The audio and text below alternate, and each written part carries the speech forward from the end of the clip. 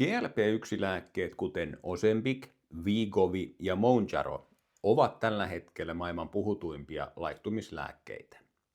Mutta tässä on yksi asia, jonka moni ymmärtää väärin.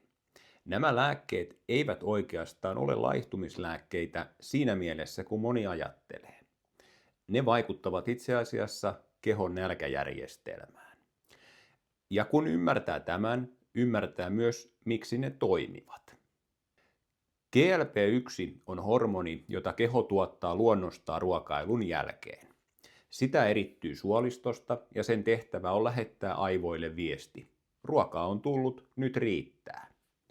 Toisin sanoen GLP-1 on yksi kehon tärkeimmistä kylläisyyssignaaleista.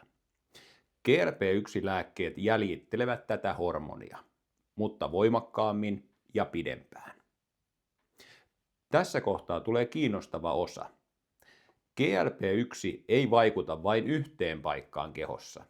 Se vaikuttaa itse asiassa useaan järjestelmään samaan aikaan. Ensimmäinen vaikutus tapahtuu aivoissa. Aivojen ruokahalua säätelevät keskukset saavat signaalin, että ruokaa ei tarvita yhtä paljon. Siksi nälän tunne vähenee. Moni potilas kuvaa tätä niin, että ruoka ei ole koko ajan mielessä. Toinen vaikutus tapahtuu mahalaukussa. GLP-1 hidastaa mahalaukun tyhjenemistä. Käytännössä tämä tarkoittaa sitä, että ruoka pysyy vatsassa pidempään. Ja kylläinen olo silloin myös kestää pidempään. Kolmas vaikutus liittyy haimaan ja verensokeriin.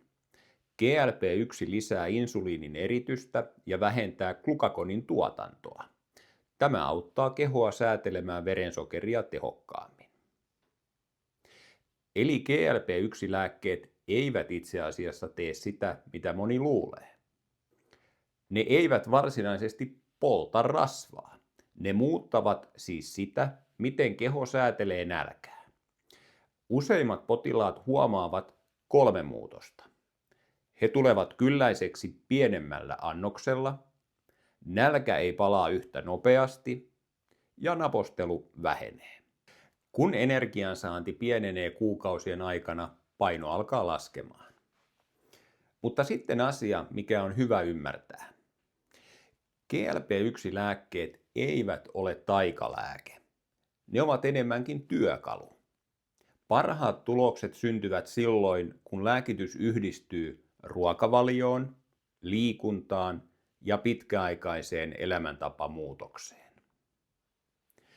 Seuraavassa videossa käyn läpi, kenelle GLP-1-lääkitys on tarkoitettu.